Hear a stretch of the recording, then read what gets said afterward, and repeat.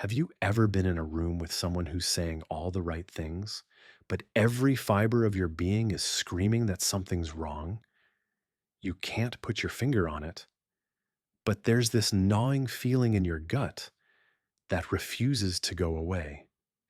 Your logical mind tells you you're being paranoid, but your instincts are pulling every alarm bell they can find. What if I told you that feeling isn't crazy? What if those whispers in your mind are actually your subconscious picking up on signals that your conscious brain hasn't decoded yet? The human mind is extraordinary. We've evolved over thousands of years to detect threats, and sometimes the most dangerous ones don't come with fangs or claws. They come with smiles and kind words. They sit at your dinner table. They laugh at your jokes. They remember your birthday. But behind those perfectly crafted masks, something else is brewing. Think about it. When was the last time you met someone and immediately felt uneasy, even though they seemed perfectly pleasant? Your friends probably told you to give them a chance. Maybe you even told yourself you were being unfair. But months later, when their true colors finally showed, you wished you'd trusted that first instinct. Here's the thing about hidden hostility: it's like a poison that seeps through the cracks. No matter how hard someone tries to contain it, it always finds a way to leak out. The key is knowing where to look. People who harbor secret resentment towards you have learned to play a sophisticated game. They've mastered the art of appearing supportive while subtly undermining you. They've perfected the skill of seeming concerned while actually hoping you fail. And the scariest part? They might not even realize they're doing it. Your brain processes thousands of micro expressions, tone variations, and body language cues every single day. Most of this happens below your conscious awareness, but it all gets filed away. That uncomfortable feeling you get around certain people, that's your internal alarm system working overtime, trying to warn you about something your conscious mind hasn't figured out yet. But what exactly is it detecting? What are those invisible red flags that make your skin crawl even when someone is being perfectly nice to your face? The signs are there, hidden in plain sight, woven into everyday interactions so subtly that most people miss them completely. They're embedded in the way someone asks about your weekend, how they respond to your good news, or the specific words they choose when they think they're being supportive. Some of these signs are so deceptive that you might actually feel guilty for noticing them. Others are so manipulative that they'll make you question your own perception of reality. And there's one particular behavior that's so twisted, so expertly disguised as care and concern, that when you finally recognize it, you'll never look at certain relationships the same way again. Are you ready to decode these hidden messages? Are you prepared to see past the masks that some people wear so convincingly? Because once you know what to look for, you'll never be fooled again. Chapter 1: Contempt Disguised as Irony. Have you ever walked away from a conversation feeling smaller? Like someone just took a tiny piece of your confidence and crushed it under their heel, all while wearing a smile? You know that feeling, don't you? When someone says something that cuts deep, but then quickly follows it with, "I'm just kidding," or "Don't be so sensitive." It's like being slapped and then told you imagine the sting. This isn't friendship. This isn't love. This is warfare disguised as humor. Listen carefully to the people around you. Really listen. When they joke about your dreams, your appearance, your choices, What's behind those words? Because here's what most people won't tell you. When someone repeatedly mocks the things that matter to you, they're not being funny. They're being cruel. Think about it. Why would someone who claims to care about you consistently target your insecurities? Why would they choose the exact wounds that haven't healed yet and poke at them until they bleed again? The answer is simple and heartbreaking. They see something in you that they wish they had: your courage to dream, your willingness to try, your refusal to settle. And instead of celebrating it, they want to destroy it. Carl Jung understood this darkness in human nature. He knew that we often hate in others what we cannot accept in ourselves. That friend who constantly jokes about your ambitions, they're probably terrified of their own lack of direction. The family member who mocks your appearance, they're likely struggling with their own self-image. But here's where it gets dangerous. You start believing them. You start thinking maybe your dreams are ridiculous. Maybe you are too sensitive. Maybe you should just accept the mediocre life they've convinced themselves is enough. And bit by bit, joke by joke, you shrink. You become smaller. You become safer for them to be around. Now, let me ask you something else.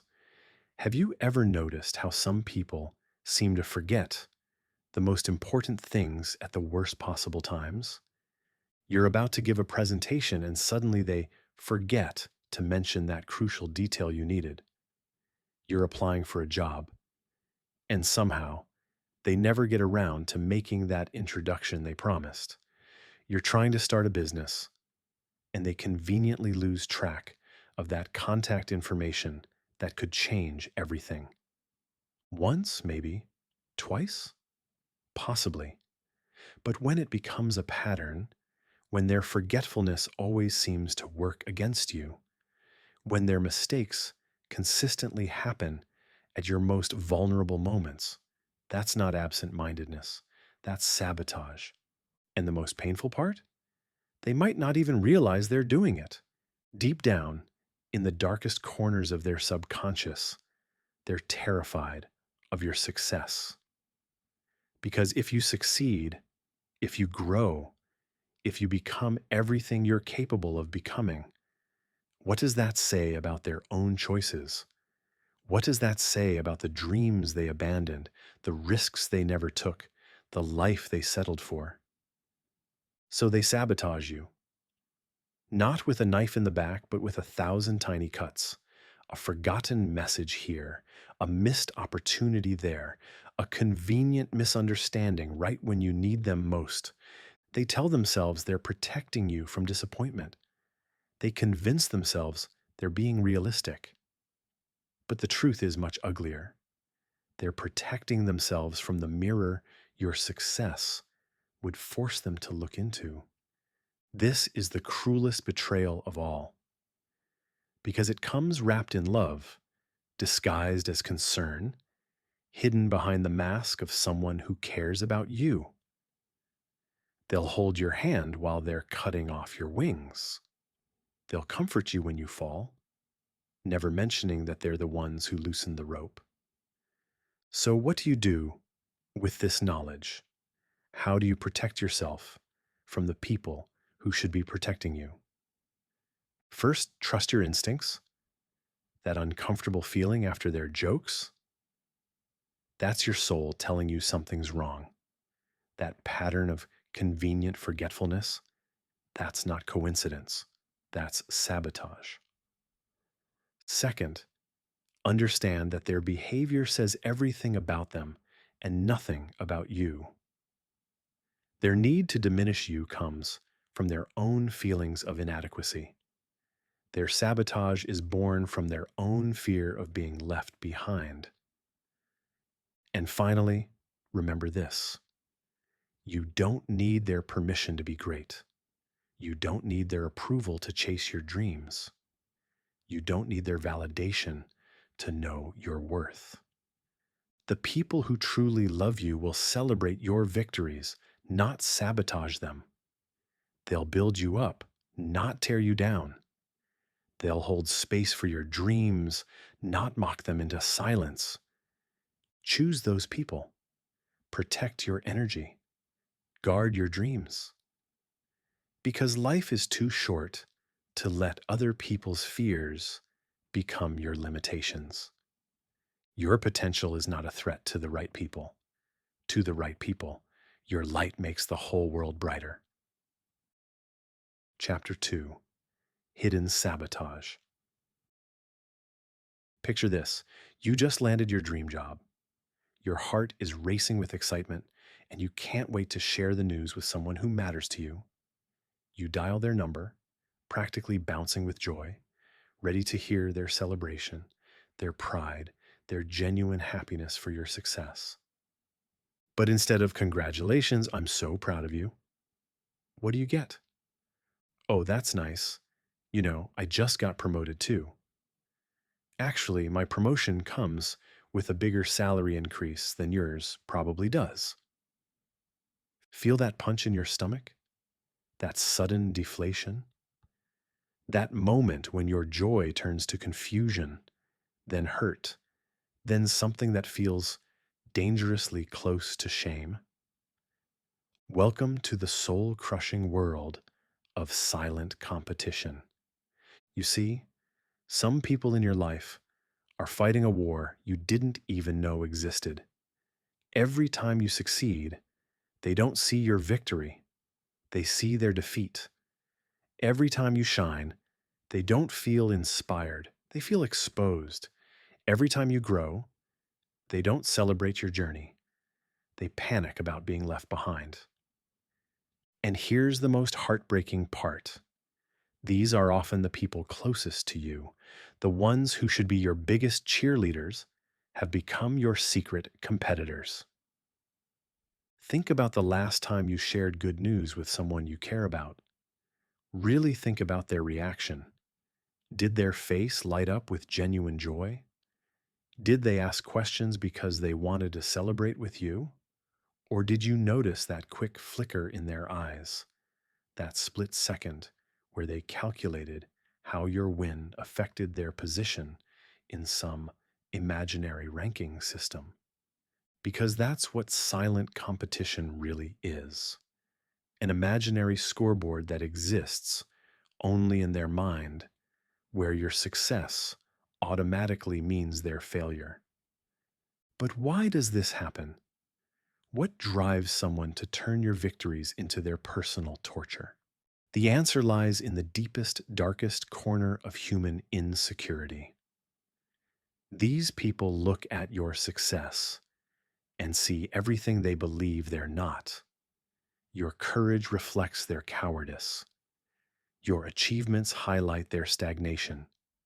Your willingness to take risks exposes their addiction to safety. And instead of using your example as inspiration to grow, they choose to diminish you. Instead of asking, "How can I learn from this?" they ask, "How can I prove I'm just as good?" So they start the game of one-upmanship. You get a new car, they suddenly need a better one. You share a personal achievement, they immediately counter with their own accomplishment, often exaggerated or completely fabricated.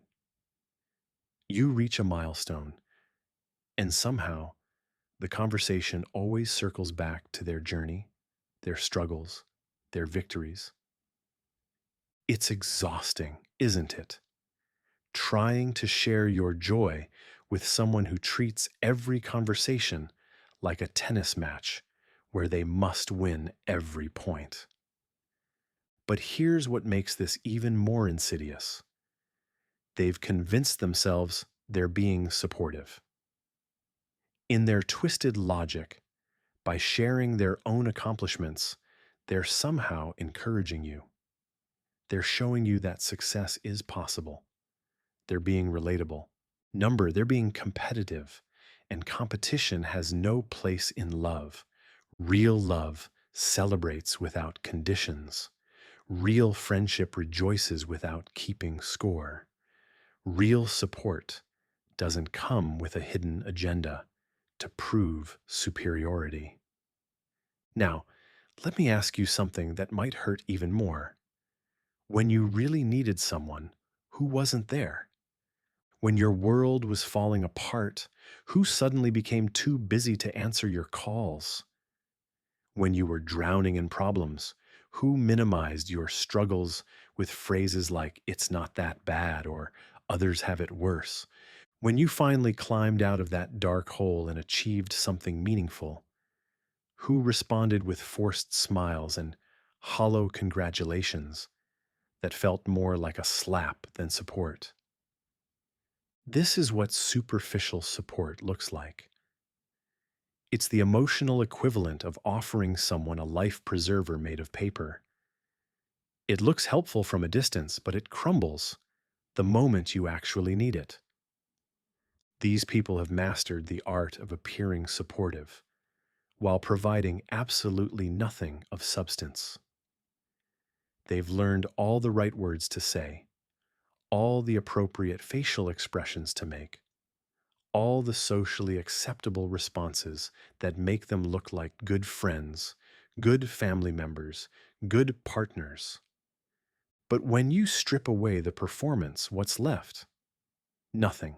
Absolutely nothing. Because here's the truth they don't want you to know. Your pain makes them uncomfortable, and your success makes them feel inadequate. So they've chosen the cowardly middle ground. They pretend to care just enough to maintain the relationship, but not enough to actually invest in your well being. Think about the people in your life right now. When you're celebrating, who seems genuinely excited for you versus who seems to be going through the motions? When you're struggling, who shows up with real solutions versus who offers empty platitudes? The difference is staggering once you start paying attention. Genuine supporters ask follow up questions about your successes because they want to understand your journey. Superficial supporters change the subject as quickly as possible because your achievements make them uncomfortable. Genuine supporters sit with you in your pain without trying to fix it immediately or minimize it. Superficial supporters either disappear entirely or rush to offer shallow advice that makes them feel better about your situation. Genuine supporters remember the details of what matters to you. Superficial supporters consistently forget important events, conversations, or commitments. And here's the pattern that will break your heart once you see it. The people who offer the least support are often the ones who demand the most from you. They expect you to celebrate their every minor victory with enthusiasm. They expect you to be available for their every crisis with unlimited patience. They expect you to minimize your own needs while prioritizing theirs. They expect you to dim your light so they can shine brighter. This isn't friendship. This isn't love. This isn't family loyalty. This is emotional parasitism. They feed off your energy, your kindness, your willingness to give. But the moment you need something in return, suddenly they're too busy, too stressed, too overwhelmed to reciprocate. Carl Jung understood this psychological phenomenon deeply. He recognized that some people become so disconnected from their own emotions that they lose the ability to genuinely connect with others. They go through the motions of relationships without ever truly engaging. But here's what Jung also understood. This disconnection isn't your fault, and it's not your responsibility to fix it. You cannot love someone into wholeness. You cannot care someone into authenticity. You cannot give someone the capacity for genuine support if they've chosen superficiality instead. What you can do is protect your energy. What you can do is recognize the patterns. What you can do is stop expecting depth from people who have chosen to live on the surface, because you deserve more than superficial support. You deserve more than silent competition.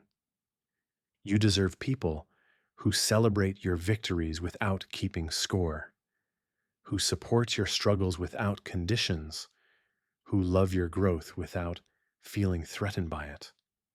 You deserve people who see your light and say, shine brighter, instead of dim it down so I don't feel so small. The people who truly belong in your life will prove it through their actions, not their words. They'll show up consistently, not just when it's convenient. They'll celebrate your wins without immediately pivoting to their own accomplishments. They'll support your struggles without minimizing your pain. And for those who can't, who choose competition over celebration, who offer surface level support instead of deep connection, let them go. Let them compete with shadows while you build something real with people who understand that your success doesn't diminish theirs. It inspires them to reach higher too. Your growth isn't a threat to the right people. To the right people, your evolution is an invitation to grow alongside you. Chapter 3: Silent Competition. There's a special kind of poison that tastes like medicine, a particular brand of cruelty that wears the mask of kindness. And if you've ever felt your confidence slowly drain away after conversations with someone who claims to love you, you might know this poison well. It starts innocently enough. They're just looking out for you, right? Just trying to help. Just sharing their wisdom because they care so much about your well being. I don't think you should take that job. It seems too challenging for someone with your experience. Are you sure about that outfit? I just want you to make a good impression. Maybe you shouldn't invest in that idea. I'm just trying to protect you from disappointment. Sound familiar? Does your heart sink a little when you hear those words echoing in your memory? Here's the thing about control disguised as caring: it's the most insidious form of emotional abuse because it makes you question your own reality. They're not trying to hurt you, they're trying to help you, right? They're not trying to control you, they're just concerned, right? Wrong. Dead wrong. What you're experiencing is someone so terrified of their own chaos that they need to micromanage your entire existence to feel stable. Someone so drowning in their own uncertainty that they've decided to turn you into their life raft. But here's the cruel irony. While they're desperately trying to control your decisions to manage their anxiety, they're systematically destroying your ability to trust yourself. Every piece of helpful advice is actually a tiny injection of doubt into your bloodstream. Think about it. How do you feel after talking to this person? Do you walk away feeling more confident about your choices? Or do you suddenly question everything you thought you knew about yourself? Do you find yourself second guessing decisions you were excited about moments before? Do you hear their voice in your head every time you're about to take a risk, try something new, or trust your instincts? If the answer is yes, then congratulations, you've been successfully conditioned. Like a lab rat trained to doubt its own hunger, you've been taught to mistrust the very instincts that were designed to guide you through life. And the most heartbreaking part, you probably thank them for it, because that's how good they are at this game.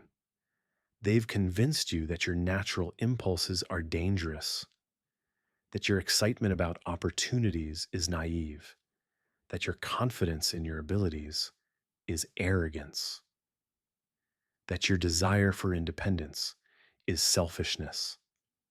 They've positioned themselves as the wise sage and you as the foolish child who needs constant guidance to avoid disaster. And bit by bit, conversation by conversation, you've started to believe them. But let me ask you something that might change everything. What disasters exactly are they protecting you from? The disaster of making your own mistakes and learning from them? The disaster of discovering your own strength when you overcome challenges? The disaster of building genuine self confidence through real accomplishments?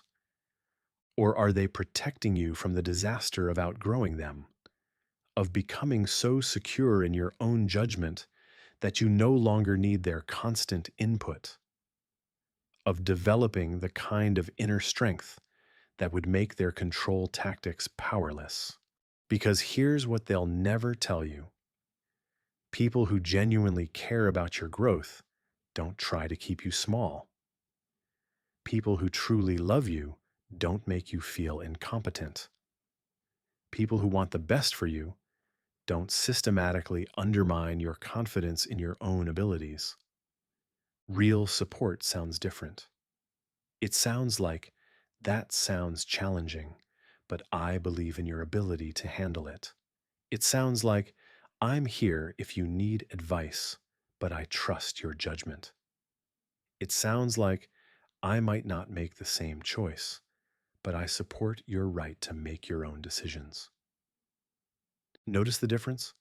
Real support builds you up. Fake support, disguised as caring, tears you down while making you grateful for the demolition. Now, I want you to think about the person in your life who fits this pattern. Picture their face when you announce a decision you're excited about. Do they light up with enthusiasm for your courage? Or do you see that familiar flicker of panic in their eyes? Because that panic isn't about your well being, it's about their control. Every independent decision you make is a threat to their carefully constructed world where they are the wise decision maker and you are the grateful recipient of their wisdom.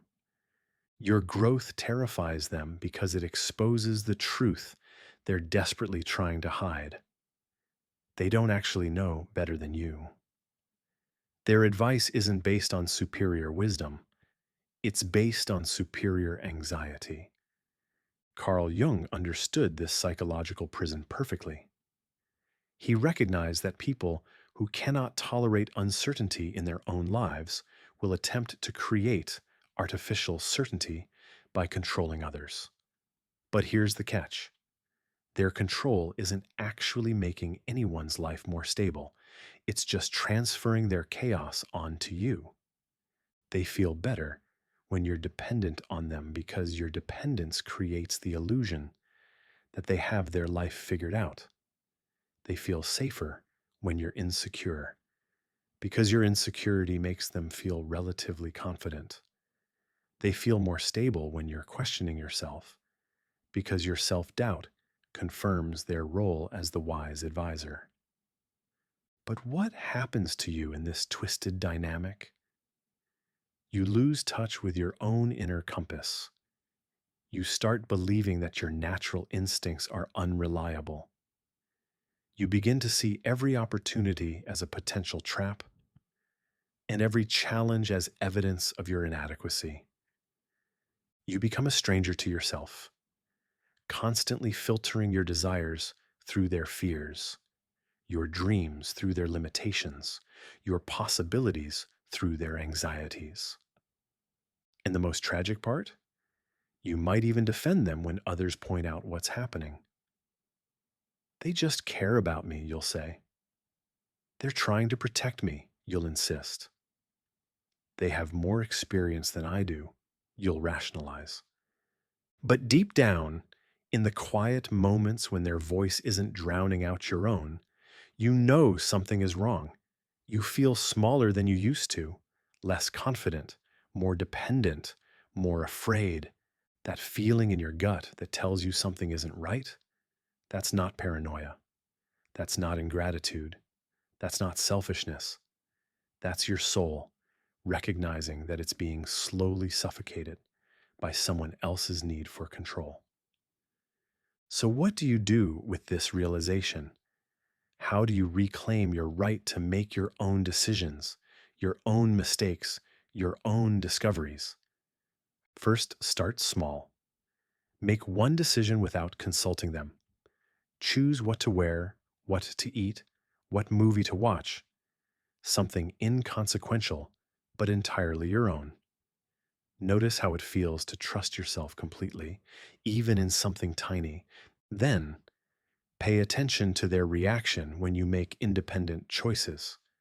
Do they celebrate your growing confidence, or do they find ways to undermine it? Do they respect your autonomy, or do they increase their attempts to control? Most importantly, remember this: you were born with everything you need to navigate your own life. Your instincts, your intelligence, your ability to learn from experience, these are not flaws that need constant correction. They are gifts that deserve to be trusted and developed. The right people in your life will encourage you to trust yourself more, not less. They'll celebrate your independence, not fear it. They'll see your growing confidence as a beautiful thing, not a threat to be contained. You don't need anyone's permission to trust yourself. You don't need anyone's approval to make your own choices. You don't need anyone's guidance to know what's right for your own life. Your inner wisdom is not broken. It's just been shouted down by someone else's fear, but it's still there, waiting patiently for you to remember how to listen. Chapter 4: Superficial Support. You walk into a room and suddenly the conversation stops. Eyes dart away. Smiles freeze mid-expression. Someone clears their throat awkwardly, and you feel that familiar chill crawling up your spine, the unmistakable sensation that you've just interrupted a conversation about yourself. But here's the thing that makes your stomach twist. These people were just talking about you, and none of them had the courage to say any of it to your face. Welcome to the shadow war being waged against your reputation. A war where the weapons are whispers, the battlefield is other people's minds, and the casualties are the relationships you thought were safe. Have you ever wondered why some friendships suddenly turn cold without explanation? Why colleagues who used to greet you warmly now barely make eye contact? Why invitations stop coming, calls go unreturned, and people who once sought your company now seem to find excuses to avoid you? You rack your brain trying to remember what you did wrong.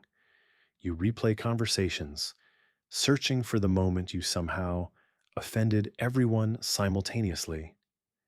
You wonder if you're losing your mind, if you're being paranoid, if you're imagining the shift in the atmosphere around you.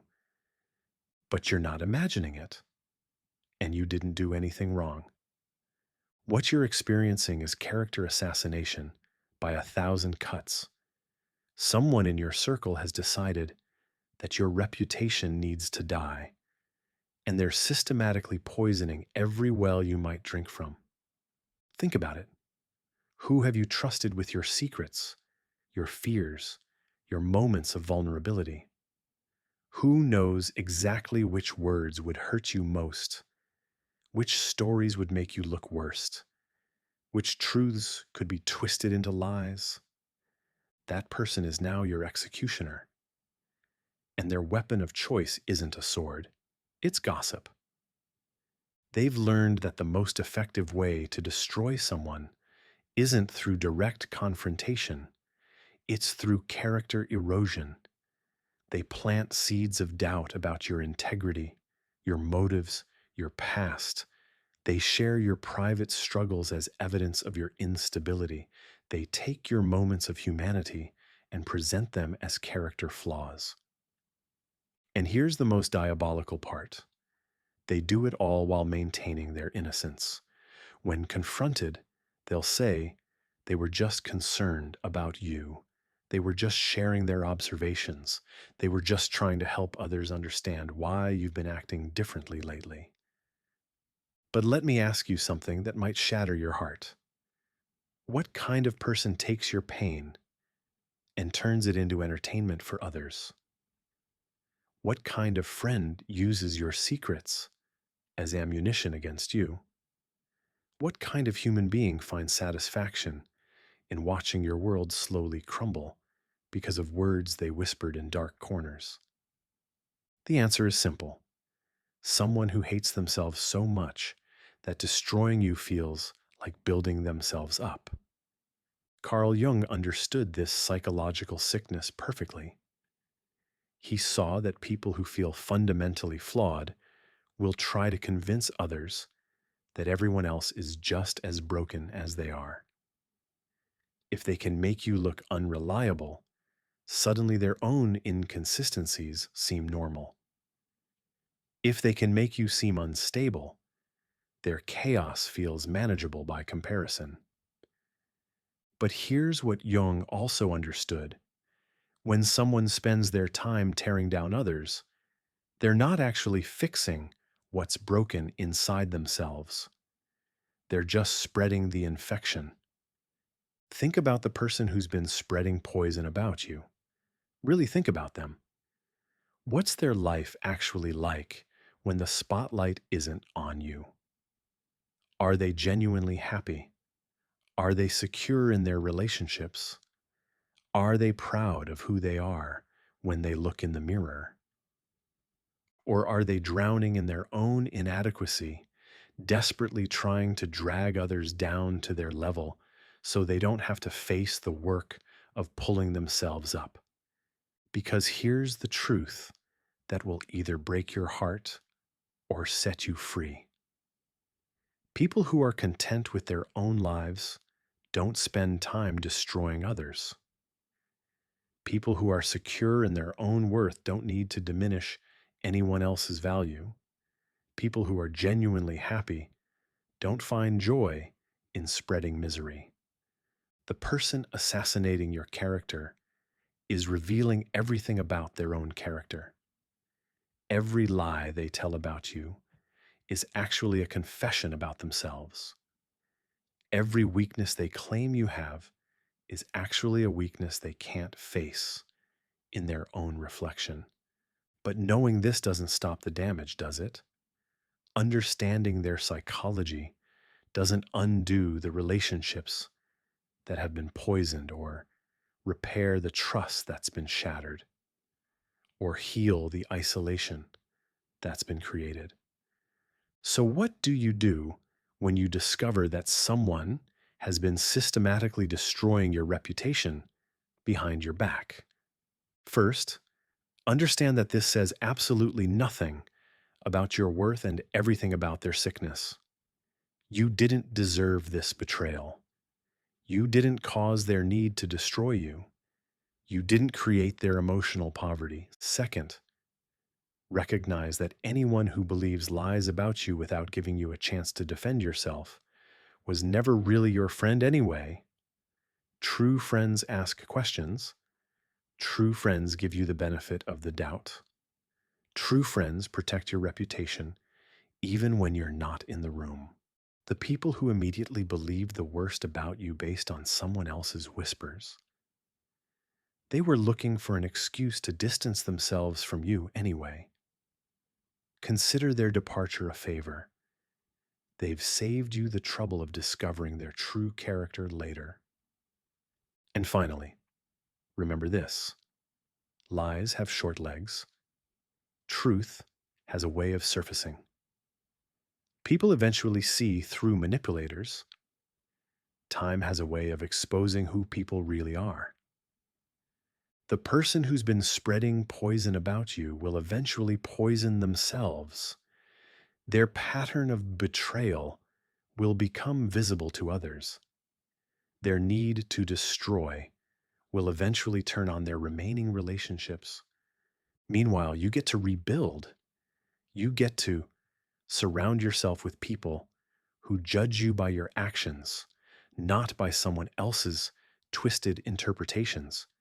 You get to create relationships based on truth instead of fear. Your reputation isn't your identity. Other people's opinions aren't your reality. And someone else's need to tear you down doesn't change who you actually are. Stand tall, speak your truth, let your actions be louder than their whispers. Chapter 5. Control disguised as caring. Some people look at your success and see their own failure reflected back at them. They look at your courage and feel their own cowardice exposed. They look at your achievements and taste the bitter flavor of their own unrealized dreams. So they punish you for succeeding where they surrendered. They make you feel guilty for reaching heights they never dared to climb. They turn your moment of triumph into their moment of torment and somehow make you feel responsible for their pain. Have you ever noticed how their whole energy shifts when you share good news? How the air in the room suddenly feels thick and suffocating? How their congratulations sound like they're being squeezed through clenched teeth? Oh, that's great, they say, but their voice carries all the warmth of a funeral director. They immediately change the subject, or worse, they find a way to diminish what you've accomplished. Well, it's not that hard anymore. Or I did something similar years ago, but bigger. They can't help themselves. Your success is their kryptonite, and they need to neutralize it before it kills them with comparison. But here's where it gets really heartbreaking. You start dimming your own light to make them comfortable. You stop sharing your victories. You downplay your achievements. You apologize for succeeding. You become smaller so they can feel bigger. And still, it's not enough. Because the problem was never really about you, it was about them. It was about their relationship with their own potential, their own dreams, their own abandoned hopes. Now, let me tell you something that might save your sanity. Their body is always telling the truth, even when their mouth is lying. Watch their hands when you mention your promotion. Do they tense up like they're gripping invisible weapons? Listen to their voice when they say, "Congratulations." Does it sound like they're reading from a script? Look at their eyes when they smile. Are they smiling too, or do they look like they're in physical pain? The human body is a terrible liar. It betrays every secret emotion, every hidden resentment, every suppressed jealousy. Their conscious mind might be skilled at saying the right words, but their unconscious mind is screaming the truth through every gesture, every expression, every involuntary reaction. Carl Jung knew this. He understood that we can fool others with our words, but we can never fool the body. It responds to what we really feel, not what we think we should feel. So when someone's hugging you but their arms feel like cardboard, when they're smiling but their jaw is clenched, when they're saying supportive words, but their entire posture screams discomfort, trust what you're sensing. Trust that uncomfortable feeling in your gut that tells you something isn't right. Your instincts aren't broken. Your perception isn't flawed. Your emotional radar isn't malfunctioning. You're picking up on the truth their body is broadcasting, even while their mouth is performing lies. The people who genuinely love you will feel genuinely happy for your success.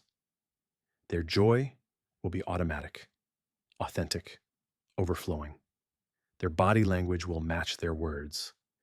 Their energy will lift yours up instead of weighing it down.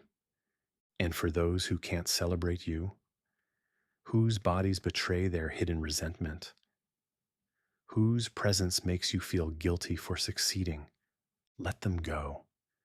Let them stay trapped in their prison of comparison while you soar to heights they'll never reach. Not because they can't, but because they've chosen not to. Your success doesn't need their approval. Your achievements don't require their validation. Your light doesn't need their permission to shine.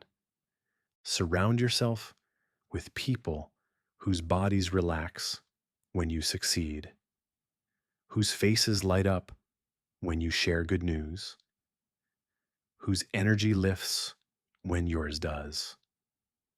Because life is too short to dim your light for people who choose to live in darkness.